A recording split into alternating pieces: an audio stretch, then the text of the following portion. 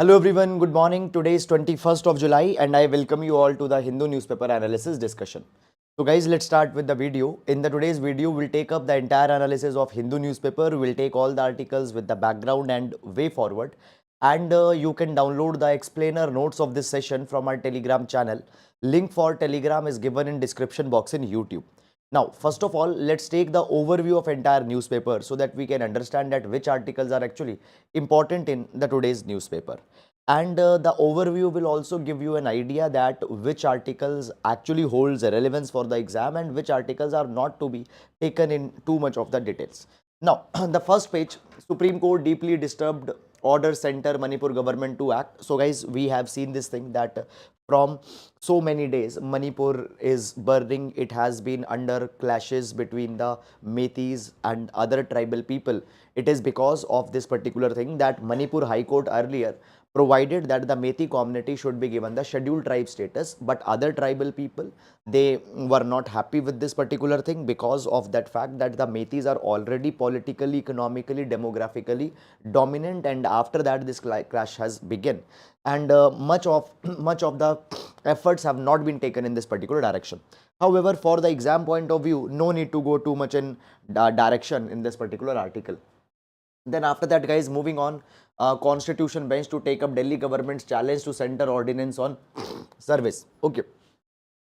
So basically, guys, we have, I think, at least discussed 7-8 times this particular article that what actually happened. So basically, the question was that who will be controlling the civil servants, bureaucrats in Delhi.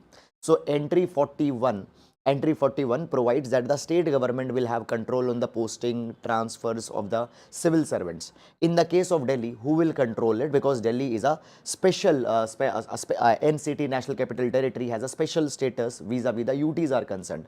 Matter reached to Supreme Court. Supreme Court said that civil servants will be controlled by the elected government of Delhi. However, the central government brought an ordinance and took the power back from the elected government, Aam Aadmi Party, and gave it back again to the Lieutenant Governor and to the National Capital Civil Service Authority, a new body that was created. So this particular matter will be taken by the Supreme Court, and Supreme Court finally will decide that whether the ordinance will prevail or not. So till that time, please don't follow every day this particular development. When final judgment will come, then it will be important. Then moving on, after that, the landslips, okay, in the Maharashtra.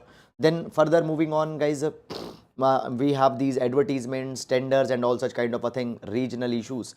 Nothing much important is given in this particular direction, guys. So we will be moving on, and directly we reach to the editorial section. Okay, so guys, okay, today is Friday, so there's a spotlight article, cracks in the house of Devi Lal. Okay, and then this Metro Plus page, so guys, it doesn't contains relevant articles for the exam point of view. If you want to read it as a leisurely read, you can, but for exam, substance is not given. Then further moving on, guys, editorial page. The in impasse in wrestlers case, the losers is the rule of law. So basically, guys, the article is talking about the protest that is being taken up by the wrestlers against the sexual harassment of some of the wrestlers that have happened. And the article is talking about this particular thing that though so much days have happened, so much furor has been created, but no action has been taken up. Now, guys, here different provisions of CRPC, IPC. Okay, for example, Delhi police registered FIR under section 354, 354A, D, 506. All these things are being taken up. However, guys, please don't go in the article for exam, because you are not required to do the analysis of the FIR, the sections that have been provided here. The article is talking that how the police has not acted. Okay, now for the exam, again, guys, please don't go in this particular article. Fine. Then further moving on, India's data protection law will take this article. Then quick fix, this article is talking about the NRF bill, will take this particular article also. Then delimitation will take this particular article also. Then, guys, in text and context, we have this article, why is the Kerch Bridge attack significant? So we'll take the article with respect to the examination. Then further moving on, does Elon Musk's AI have a competitive advantage over open AI? So guys, when we talk about the open AI, okay, as we talk about the open AI, so open AI is a kind of a collaborative platform which is coming with the artificial intelligence application, for example, Chat GPT. Chat GPT is developed by the OpenAI. Now against this OpenAI, the Elon Musk is coming with his artificial intelligence platform. So basically they are comparing it again for exam. Do you need to see that what are the Elon Musk's idea for their AI? Fine, no need to go too much in detail. Then guys, further moving on, Ahmedabad court rejects Stella Ward's discharge plea. Okay. Then we have these political articles etc. that have been given. First day of monsoon session washout, largely because of the Manipur issue that is going on, guys. Okay, then moving on again, center bans export of non-basmati white rice to control price rise in India. So guys, last year there was the ban on wheat export that was imposed. Now on the non-basmati rice, the exports ban have been imposed because food inflation right now is going on, and in order to control this food inflation, we need to come out with such kind of measures according to the government of India. Fine. Then further moving on, press consultation on UCC was initiated considering its importance. So UCC is Uniform Civil Code, where the discussions are now going on that India should have their UCC. Okay, that is uniform civil law for all the religious communities. As of now, different religious communities have their own civil laws. Okay, then further moving on, guys, on the world page, Swedish embassy in Iraq attacked, Russia pummels Ukraine port. Fine, evolutionary details, guys. Okay, in the international page, I have told you that those articles will be important, which either is talking about India's participation, some international platform, India's foreign policy related issues, India's national interest, if in some international issue is connected. Those articles for the exam you need to see. Then further moving on, guys, business page, slowing down at clients' purse, Infosys to cut 24 guidance. Corporate trends, guys, not important. Reliance India Limited's financial unit valued at this price. Corporate trends, which stock price is going up, which stock price is going down. These things are not to be seen. Reports, or basically if some issue related to Indian economy is there, if some issue with respect to the economic policy is there, academic issue is there, that you have to take up. Okay, so here we have again the corporate trends only. All the page, entire page is filled with the corporate trends. Then we have the sports page, guys, and in the last, in the science page also, what the article is talking about: accidental drowning, restraint and awareness at the water edge. So when you are at the water edge, be careful so that you don't drown. These kind of things are being taken up here. Is it clear, guys? Fine. So again, guys, science dimension is not there. So one thing I want to tell you guys, in the today's newspaper, we have very few select articles which are actually important for the examination, and only those articles you need to see. Okay, some days there will be a lot more articles, some days there will be few articles. Okay, so that is the thing. Now starting up with the detailed discussion of the articles one by one. So in every class, we start with the GS quotation, which can be used to complement your answers in the examination. So today we'll take the quotation from the Martin Luther King Jr., the civil rights activist from US. So Martin Luther King Jr. says that the intelligence plus character, that is the goal of true education. So the true education should not only focus on the cognitive sharpness, because a person with intelligence but no character will turn in a smart devil, will turn in a smart manipulator. Fine. For example, if you take the examples from the history, the people such as Hitler, the people such as Benito Mussolini, the people such as many of such people who have done the heinous crime, they were intelligent. There is no doubt in their intelligence. But even after being intelligent, why they did crimes? Because character, moral understanding, ethics was missing. So character, ethics plus intelligence, that is the goal of true education. True education needs to be the value-based education. And this particular thing has also been provided by the National Education Policy of 1986 and the National Education Policy of 2020. That focus of value-based education needs to be there. So that is about the quotation for the today. You can use this particular quote for our GS paper number 4. GS paper number 4 ethics. GS paper number 4 ethics. Within the ethics, ethics and human interface topic, you can use it. So that is about it. And now let's start with the first article. Okay, now the first article is talking about why is Kerch bridge attack significant. Now guys, as Russia-Ukraine war is going on, I have told you many number of times that everyday development is not important, but this particular article we will take particularly with respect to the prelims examination mapping. Prelims examination mapping, because from the mapping point of view, many questions from such kind of things actually have been asked. Now, before going on in article, let's take some of the basic background information. So it will be important for the prelims examination. Now see, let's understand this thing. Mapping point of view, let's understand this thing. So basically, first of all, you need to know some of the locations. Okay, here guys, now here on the world map, you can see that we have Russia here, then we have the Crimea here, we have the Ukraine here. Right now we see this particular thing that the Russia-Ukraine war is going on, more than 1.5 years has happened. And in this Russia-Ukraine war, we find this particular thing that the war actually has come to a position of stalemate, where both the countries are equally contesting with each other. Neither there is a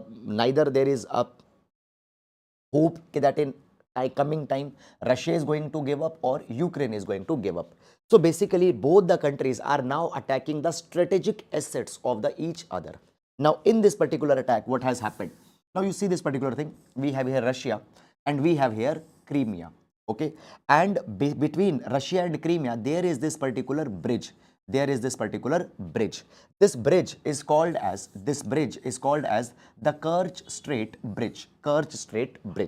Now this Kerch Strait Bridge connects the Russia and Crimea. Now Crimea was annexed by Russia in 2014.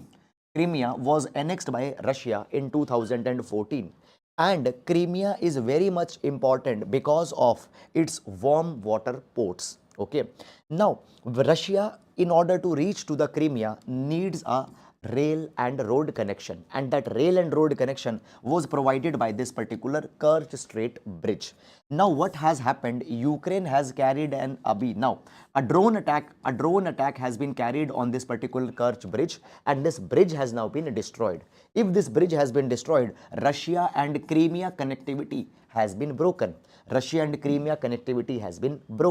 Now Russia is saying that the attack has been carried by the Ukraine. Ukraine as of now has not taken the responsibility, but also they are not completely denying this particular thing that we have not carried the attack, but they have also not taken the responsibility. So all the fingers are being pointed towards the Ukraine that they have carried the attack. Now guys, understand this particular thing that as we talk about this particular bridge attack, some of the locations you need to know north by south. For example guys, in the north we have Sea of Azov, then in the south we have this Taman Bay, we have Kerch Strait, and then we have the Black Sea. So many number of times they ask the questions that arrange north to south or east to west. So in the north we have Sea of Azov, after Sea of Azov we have the Taman Bay, then we have the Kerch Strait, and then we have the Black Sea. Is it clear? So these are some of the important locations. Here we have Russia, here we have Crimea. Now basically guys, as this particular attack has been carried, there are some of the important developments that are coming out of it. So basically this was the Kerch Bridge. It has the dual railway line as well as it has a road line. Railway line and road line both were there. Now it has been attacked and the bridge has been destroyed. Now guys, if you can see this particular thing that the bridge is now destroyed. So basically when we talk about this particular bridge, this bridge was a strategic asset for the Russia. The bridge was inaugurated in 2018 by the Russia, 4 years later when they annexed the Crimea. Now in this particular retaliation, what has happened? Russia has also started the attack on the Ukrainian port city of Odessa. Now, one thing guys I want to tell you here is that when we talk about the Ukraine is the bread basket of the Europe, and a lot of wheat supply, grain supply to the Europe goes from the Ukraine. Now, the wheat supplies goes from Ukraine to the other European countries largely via the Black Sea. Now, last year, when the Russia-Ukraine war was going on, was on its peak, what happened? Russia provided that we will not allow the Ukrainian ships to pass from the Black Sea. Even if they are taking the grains for the European countries, we will not allow those ships. Why? Because Russia's point of view was this, that Europe is helping the Ukraine. They are providing them the arms, ammunitions. Ukraine is using those arms against the Russia. And at the same time, Ukraine is also providing them the food grains. We will not allow this particular thing. That happened. However, after guys, the intervention of the United Nations, what happened? Black Sea Grain Initiative. Black Sea Grain Initiative was signed. Under this Black Sea Grain Initiative, Russia allowed that okay, Ukraine can send their ships through the Black Sea, which are containing the grains for the European countries. They allowed that particular thing. But now, after this attack has happened on the Crimea, this attack has happened onto the Kerch Strait Bridge, Russia has withdrawn from the Black Sea Grain Initiative. They had said that we will not allow the Ukrainian ships to pass from here. Because of this particular thing, food insecurity problem in the Europe will increase. Now guys, NATO summit has also held just recently. In yesterday's newspaper analysis, we have discussed also the NATO summit that has happened in Lithuania. In this NATO summit, UK has very clearly provided that we will provide the weapons to Ukraine. Now point is that as this particular war is getting prolonged and these kind of things are happening, and as now the Russia has withdrawn from the Black Sea Grain Initiative, the Europe's food insecurity problems will now heighten up, and at the end of the day, the common man will suffer. So the thing is that both the countries need to come and need to find a truce, need to find a kind of some solution to this particular problem. So that is all guys about this. Beyond that, you are not required to go and see anything. Now here in the article, they are talking that okay, on that day Russia made this attack, then Ukraine made this attack, then they captured these many square kilometers of territory, then that. These day by day developments are not important, and by the time your exam will come, they will change. Okay, so only the substance you have to see. Now moving on, the next article. No quick fix. No quick fix. India's private sector must be incentivized to see value in invention. Now guys, again, this article is also not a very new article. We have discussed it many number of times, but it is getting published every day. Now the article is talking about the NRF bill, National Research Foundation Bill 2023, that has been placed in the parliament in the monsoon session.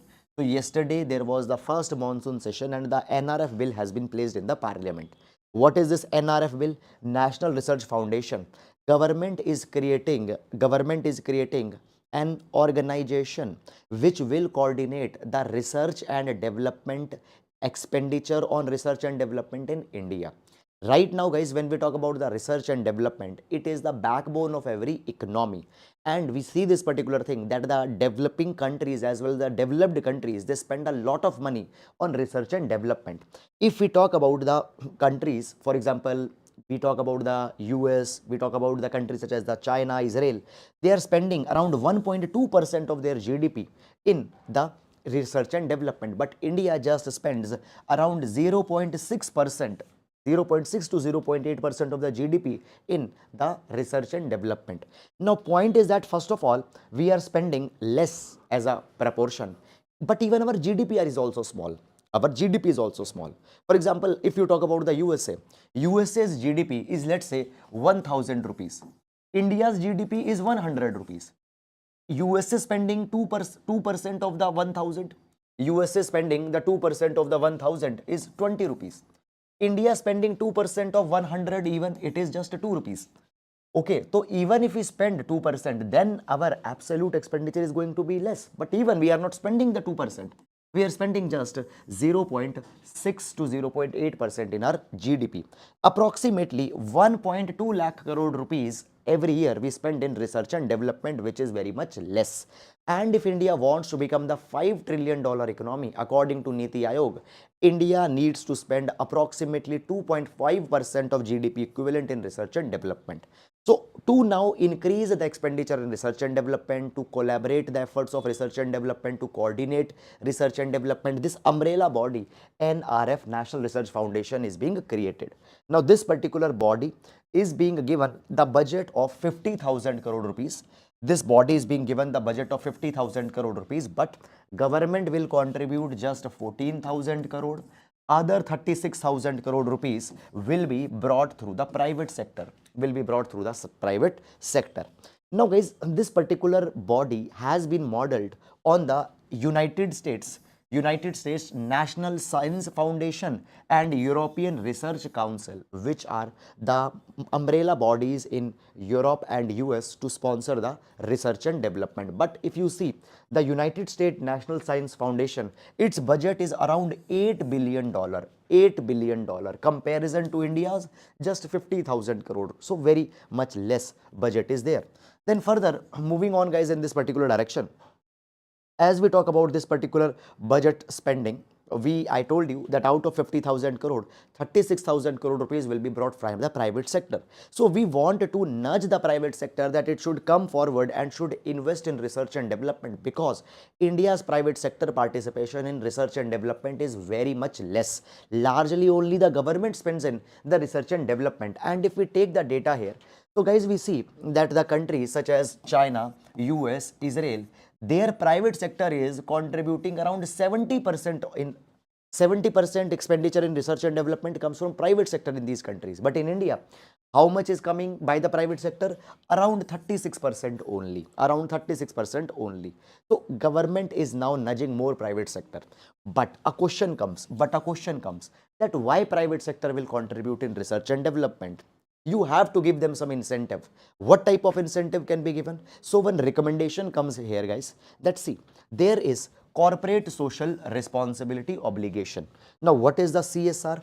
So the section 135 of the Companies Act 2013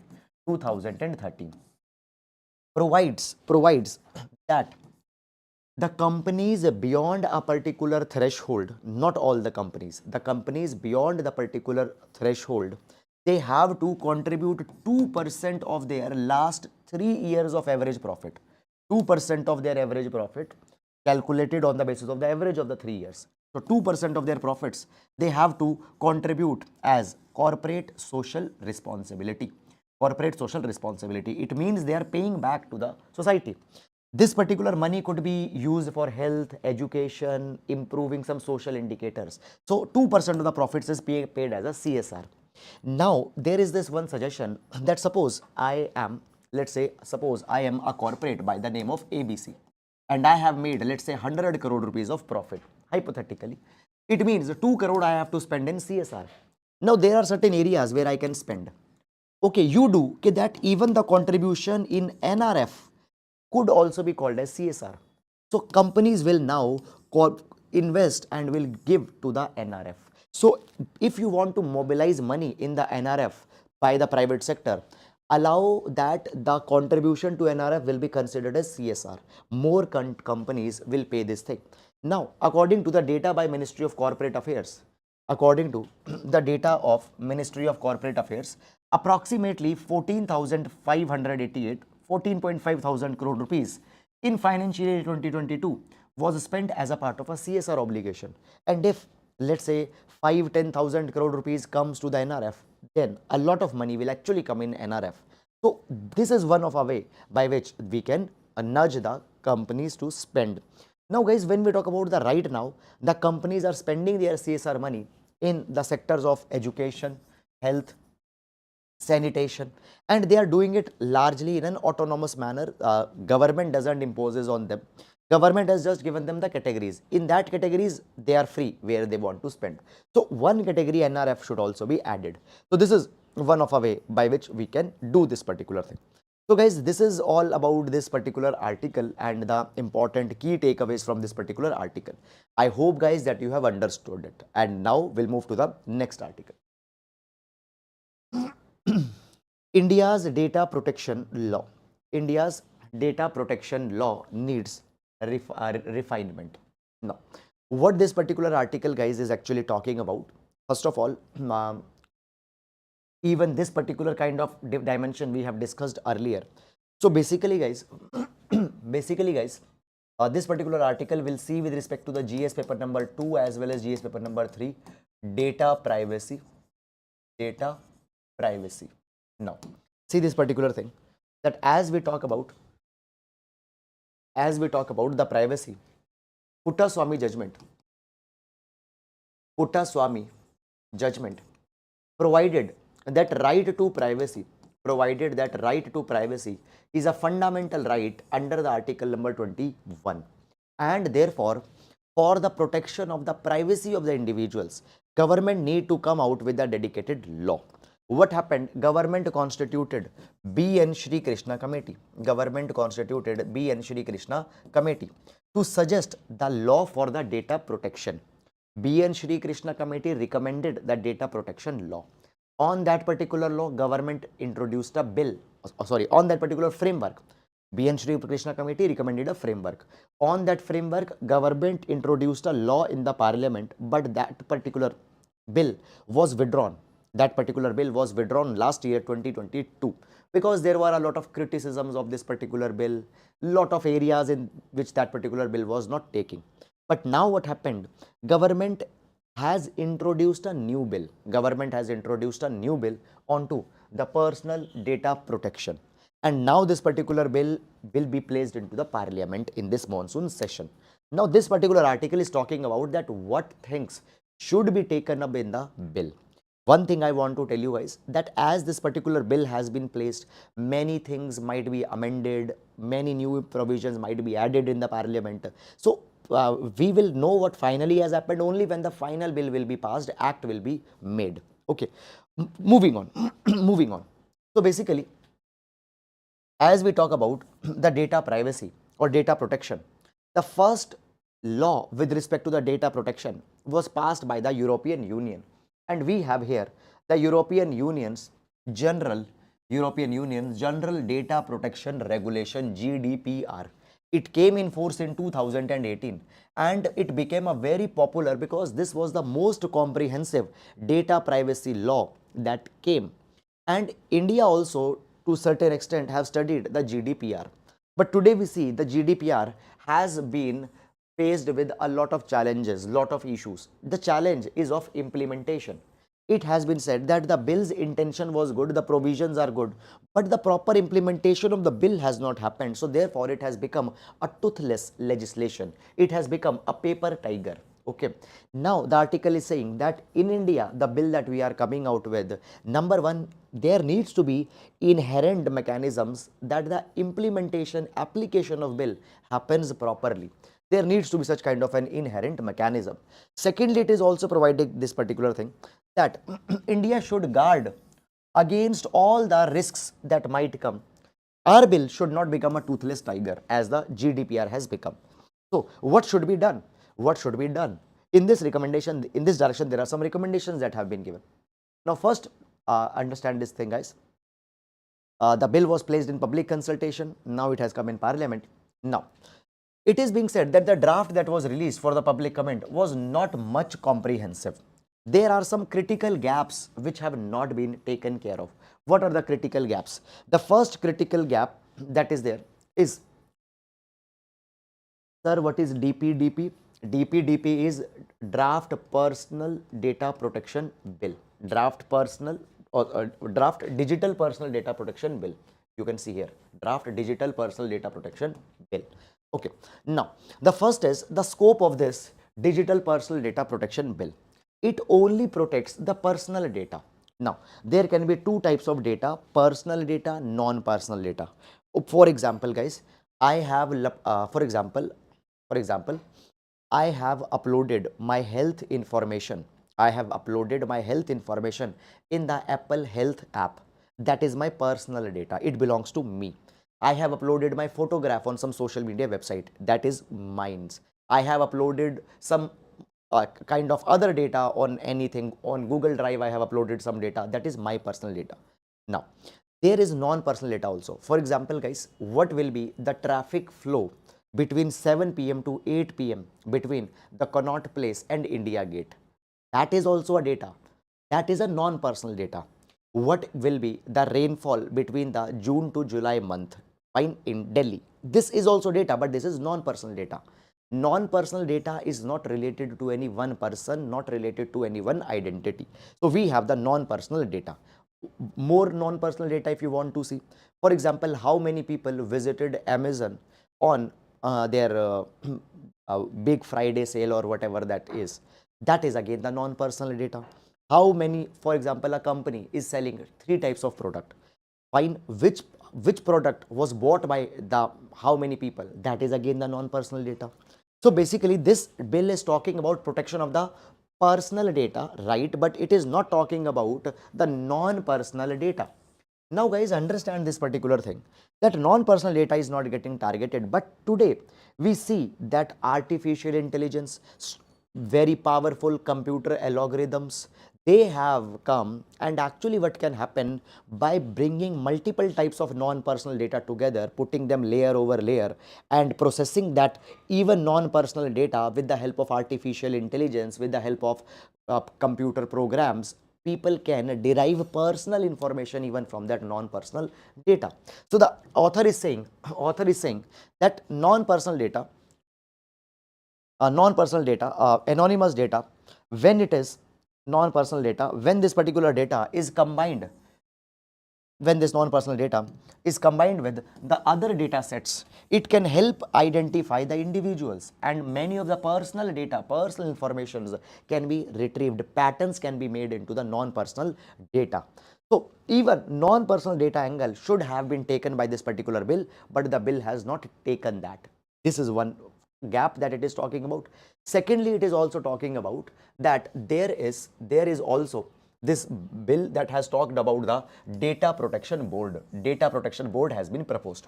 It is a body that will ensure that all the provisions of the data protection bill are being followed. Okay, but there is one particular problem, that this data protection board cannot initiate the proceeding at its own. It cannot initiate the proceeding at its own. It means that when a particular person will file a complaint, then only it can take the proceedings, suo motu proceedings. Proceeding at its own, it cannot initiate. Is it clear? So this is something that is going on. It has been said that such power also should be given. Okay, so these are, guys, some of the issues that has come. Oh, see, when there are some very clear duties that have been given in this bill, that okay, company's duty is this, data manager's duty is this, only for those duties it can take the suo motu actions, but directly if it finds that okay, somewhere data breach has happened, they cannot take any action on its own. Somebody has to file a complaint. So it makes the body less powerful. This is what it is being provided here. Fine. Now guys, we'll move to the next article. Is the delimitation question settled? Now guys, again, the article is talking about the delimitation.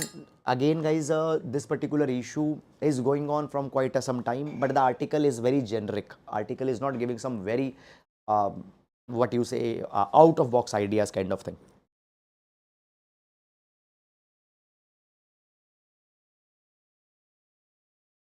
Now see this particular thing.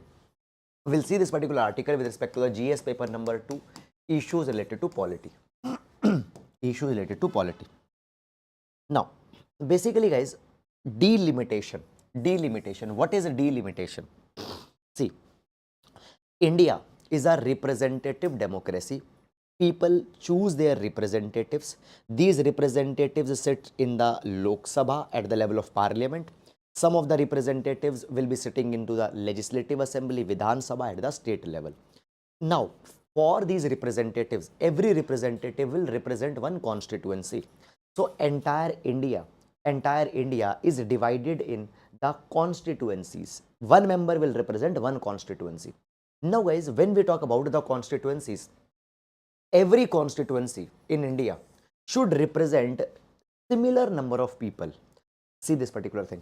Suppose there are 50 lakh people in this constituency and there are just 1 lakh people in this constituency. Okay? Then it is not parity. It is not parity. So basically, the constituencies are designed in such a way that they are representing equal number of people. Suppose one area is very densely populated, densely packed. So in small area there can be one constituency. Some area here the population is scattered. So over one big area, this can also be one constituency. For example, in Ladakh, such you go, there will be very big constituencies because people are scattered over a big area. So in India, the constituencies, the entire India, which is divided into the constituencies, these constituencies are not on the basis of land area. It is on the basis of the people, number of people living in that. So basically, guys, as the time will change, obviously the population in every region will behave differently. Some areas population will increase very fast, some areas population will not increase very fast. So what happened after every census, was originally proposal was this, that after every census there will be the delimitation exercise that will be carried. This delimitation exercise will redraw again the constituency, okay, and will ensure that there is this parity. So delimitation commission comes. Now guys, when we talk about the delimitation in India, that is redrawing the constituencies in India, that thing has not happened actually since 1976. Why we have not redrawn the constituencies? It is because of this particular fact, guys, that 1970s was the period when the population growth was going on, but some states were also taking the efforts to reduce their population. So for that particular thing, temporarily it was said that okay, for next 25 years, that is till 2001, will not change any constituency. Then that particular ban again got extended till 2026. So in the last 50 years, no redrawing of the internal boundaries have happened, though the proposal for Jammu and Kashmir and such is going on. Now, when we talk about the boundaries, so the current boundaries that we have, they were drawn on the basis of 2001 census. Again, guys, the data was taken, but change did not came. Last change was the change did not came. Okay, what happened? The state assembly and Lok Sabha seats are frozen on the basis of 1971 census. First, it was frozen till 2026. Now, in 1976, the seats were frozen on the basis of 1971 data. Right now, this freeze is going on till 2026. So point is that, guys, now after 2026 or around 2026, we will be coming out with the new delimitation. But the problem that comes here is that, guys, number one, we have not had the census till now. How delimitation will happen? And one more issue that comes here in this particular direction is that, guys, that there are South Indian states who have reduced their population, and North Indian states, their population has grown. So as more population is there in the North India will get more seats, South India will get less seats. So South India might be at a disadvantage. So basically what has happened, when we talk about the population growth in these last 50 years, the states such as the Madhya Pradesh, Rajasthan, Uttar Pradesh, Bihar, their annual decennial 10-year growth rate is in the range of 12%, 15%. But when we talk about the South India, their decennial decadal growth in population is 6% to 10%. The point is that South India's population has grown at a less rate, North India's population has grown at a higher rate, and as constituency will be made on the basis of the population, North India will get more seats in the next delimitation.